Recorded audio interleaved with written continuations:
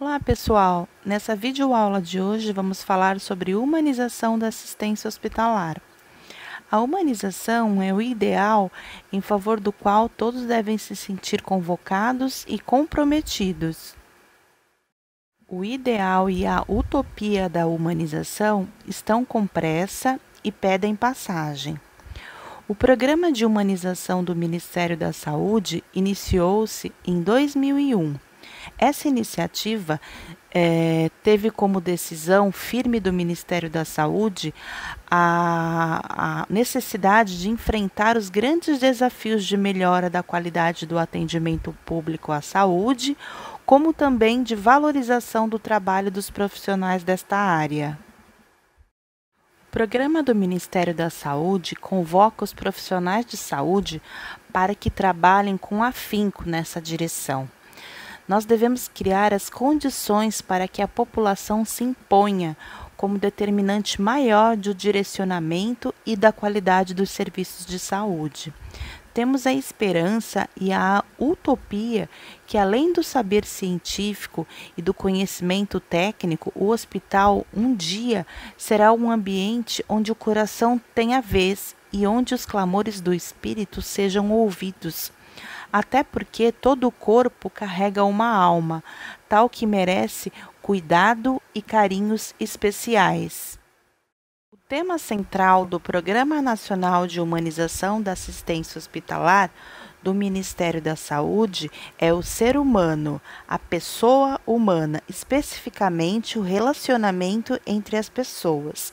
O foco essencial é o atendimento à pessoa quando ela está doente, enferma, com algum trauma, em crise ou ainda em alguma situação especial.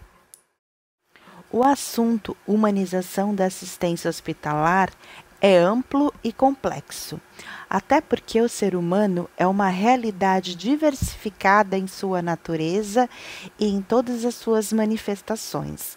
A ciência ainda não definiu formas exatas em nenhum de seus aspectos. Não nos resta dúvida que o arquiteto que estruturou tudo isso merece ouro e reverência: o homem, um verdadeiro desconhecido, com genomas próprios, características individuais e imperfeições que nos revelam.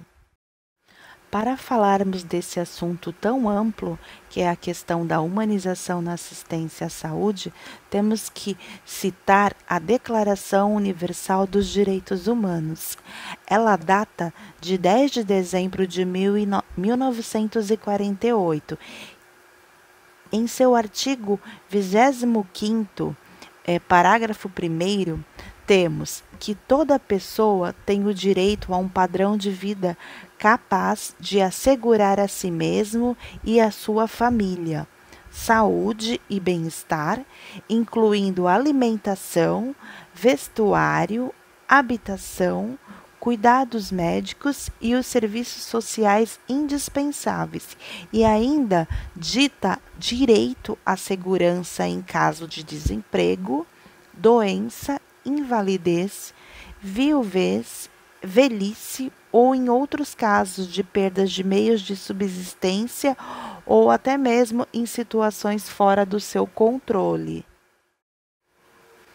Temos na Constituição da República Federativa do Brasil, que data de 5 de outubro de 1988, em seu artigo 196, que a saúde é um direito de todos e é um dever do Estado, garantido mediante políticas sociais e econômicas que visem a redução do risco de doença ou de agravos, como também o acesso universal, a questão da universalidade e equidade, igualdade às ações e serviços para sua promoção, proteção e recuperação.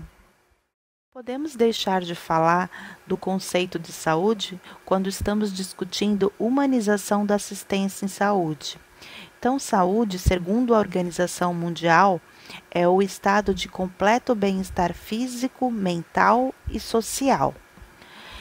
E a OPAS, que é a Organização Pan-Americana de Saúde, ela deu um conceito ainda mais amplo, como um estado de completo bem-estar físico, mental, social e até mesmo espiritual. A paz de espírito é condição para o estado de completo bem-estar. Essa palavrinha é ampla. Então, inclui físico, mental, social e espiritual. A funcionalidade psíquica e biofísica se completam, mas não somente nos proporcionam equilíbrio. É necessário harmonia entre as pessoas para se viver pacificamente em sociedade, obtendo relações favoráveis e, sobretudo, a paz de espírito que sustenta nossas adversidades do dia a dia. Pessoal, a saúde completa requer estar de bem consigo mesmo, com o semelhante, com aquilo ou aquele que acreditamos. No Brasil, a grande maioria da população é espiritualista. Então, nós precisamos ter uma visão, nós como profissionais, uma visão bastante ampla e democrática. Temos que ter respeito a tudo e a todos, sempre. A saúde é um dever e um direito do Estado. Então, todo cidadão deve fazer a sua parte, colaborando para que exista saúde, para que preservemos a nossa saúde, através do cuidado de si próprio e do próximo, utilizando a habilidade que na área da saúde, no caso da enfermagem, é tão importante, que é a empatia, ter o olhar empático, não fazendo ao outro aquilo que não gostaria que fizesse consigo mesmo, evitando tudo o que interfira de forma negativa em si mesmo, para o irmão e no meio ambiente. Isso envolve cuidados de higiene, alimentação e até o controle de drogas ilícitas. Se a pessoa se descuidar e abusar de tudo isso, não estiver atenta à sua saúde, depois de nada adiantará culpar o Estado. Humanizar nos estabelecimentos assistenciais de saúde requer empenho na promoção da saúde, que são as coisas iniciais, as coisas básicas, sendo tarefas para toda a vida.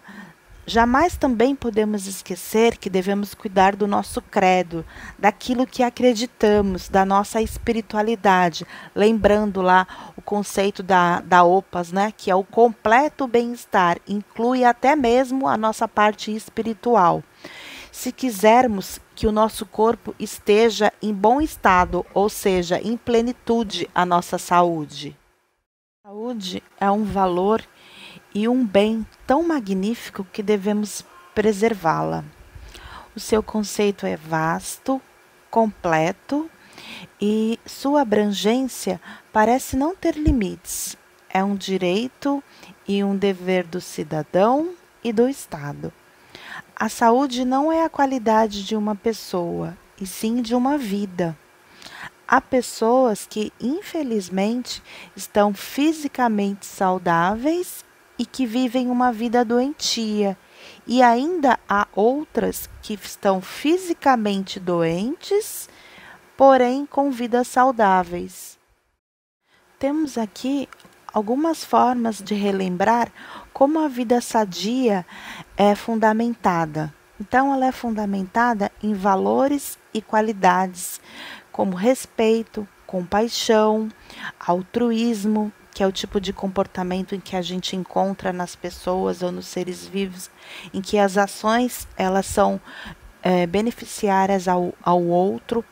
Ainda também qualidades como a bondade, na capacidade também de descobrir sentido para a coragem e para a fé, fé no homem, fé na vida, na percepção da preciosidade da vida em suas diferentes formas. Existe vida até que você acredite nisso.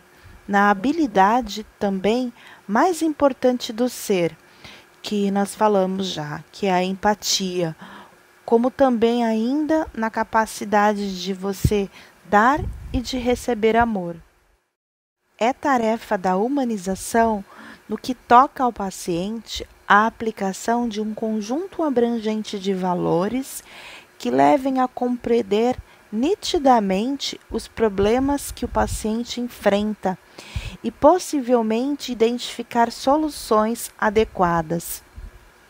Para tanto, deve-se partir de uma visão real, objetiva e profunda na natureza do ser humano, que é o foco principal do Programa Nacional de Humanização. A medicina só é realmente humana se ela atender à plenitude das necessidades humanas, decorrente de doenças ou traumas. A humanização da assistência hospitalar tem a missão de revelar os valores que constituem o ser humano, de forma ampla, abrangente, a necessidade de uma ética que vai além do conhecimento técnico-científico e das técnicas. É uma ética fundamentada na essência do ser humano, que não perde seus valores, como também não diminui sua dignidade quando ele está doente ou com alguma enfermidade. Para a implementação da humanização e preservação da saúde, é indispensável refletir sobre a essência do ser humano, a sua natureza, o significado da vida e a missão do profissional da área da saúde, o juramento que ele fez. A equipe multidisciplinar no estabelecimento assistencial de saúde encontra diariamente agentes estressores que podem interferir na implementação do processo da humanização. Temos aqui alguns exemplos dentre os vários fatores que podem promover o estresse. O ambiente físico, no caso, o centro de terapia intensiva, pela frequência, né, dos óbitos e até pela gravidade dos doentes que são internados nessa unidade crítica. A sala de emergências, pelas próprias situações que recebem diariamente. O serviço de atenção primária precário em alguns lugares, em algumas regiões, unidades de internação que não respeitam a RDC, né, 51, que fala da distância entre os leitos, né, da questão de afastar um paciente doente do outro, no mínimo de 1 metro, para evitar a infecção nosocomial. Essa resolução da diretoria colegiada, ela fala os requisitos para os projetos físicos nos estabelecimentos de saúde. Temos também, como fatores estressores, indicadores de desempenho em alguns estabelecimentos assistenciais de saúde, de acordo com a função exercida. Isso gera no colaborador uma pressão muito grande por parte da chefia em relação a mensalmente ou quinzenalmente, de acordo com o indicador que for proposto, ele está produzindo cada vez mais. Ainda a desarmonia das equipes, que infelizmente não só nos estabelecimentos assistenciais de saúde, né, hospitalares, como também nos outros, né, ambulatórios, todos que envolvem pacientes, pode acontecer dificuldade no trabalho em equipe. Liderança muito focada, né, somente nos resultados. Jornada de trabalho além do que rege o contrato de trabalho, né? A questão do Ministério do Trabalho, jornada abusiva, problemas familiares, abusos, violência doméstica e ainda possíveis medos, fobias, frustrações do colaborador. Casos de bullying dentro da empresa. Às vezes o colaborador ele já tem uma baixa autoestima, uso de drogas ilícitas por ele mesmo ou por algum ente querido que reside com ele ou próximo, doença de base, como também dificuldades financeiras que todos passam, né? Mas algumas vezes estão numa situação que fica bem complicado de achar uma saída. Relacionamento interpessoal ineficaz contínuo, aquela pessoa que está sempre não conseguindo se relacionar, mesmo que ela seja realocada para outra unidade, para outra função. Ausência de saúde no seu mais amplo conceito. Todos esses exemplos mencionados podem, de alguma forma, aumentar o nível do estresse. Todos nós temos o estresse diário, mas quando ele está exacerbado, pode gerar uma elevação também no nosso estresse dentro da empresa, nos atrapalhar no trabalho. Isso vai implicar em um empecilho para que possamos assegurar a questão da humanização dos serviços de saúde. Podemos auxiliar os pacientes, como também os colaboradores internos, né, do estabelecimento assistencial de saúde, através da escuta qualificada. Essa escuta qualificada é uma avaliação junto ao cliente dos seus fatores estressores. Com atenção naquilo que ele está falando, verbalizando, e na linguagem também do corpo, que é a linguagem não verbal. Atenção também aos fatores de estresse do cliente que não podem ser modificados, aqueles que não têm como ser evitados ou modificados. Devemos estimular esse cliente que, diante de todos os fatores que ele possa estar mencionando de estresse, para que ele procure ver o lado positivo que a vida tem. Estimular, se possível ou quando possível, atividade física prazerosa, porque é sabido que ela tem uma eficácia muito importante sobre o estresse. Vamos aqui, através de um questionário breve, identificar como anda o seu estresse. Então, vamos perguntar: o que aconteceu na sua vida recentemente que o abalou? Trouxe-lhe sofrimento ou o incomodou? Como isto afeta a sua vida daqui para frente? Como você tem conseguido lidar com isso? Quem o tem ajudado? Como anda a sua saúde? Tem ganhado ou perdido peso? Tem procurado ajuda médica? Já passou por algum evento grave na vida que considere traumatizante? Como você lidou com isso? Isso o influencia até hoje? Já fez algum tipo de tratamento para doenças psíquicas, como, por exemplo, ansiedade, depressão, síndrome do pânico? Você tem tomado seus medicamentos de forma adequada? Segue as orientações quando você precisa passar pelo médico ou qualquer outro profissional de saúde? O que você gostaria de mudar em você? Pense em uma pessoa nesse momento muito importante. O que você identifica de positivo nessa pessoa? E o que te incomoda nela?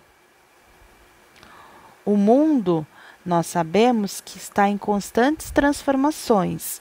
O que precisa ser alterado? Essencialmente, na vossa visão. Vamos falar um pouquinho agora, depois do questionário, sobre os grupos de trabalho de humanização. São espaços coletivos onde participam representantes de várias esferas, numa tentativa de efetivamente implementar numa gama de estabelecimentos assistenciais de saúde o programa. O objetivo do Programa Nacional de Humanização da Assistência é instaurar uma política institucional de resgate da humanização na assistência em saúde. E esse também é o fundamento maior pelo qual o grupo do trabalho de humanização existe.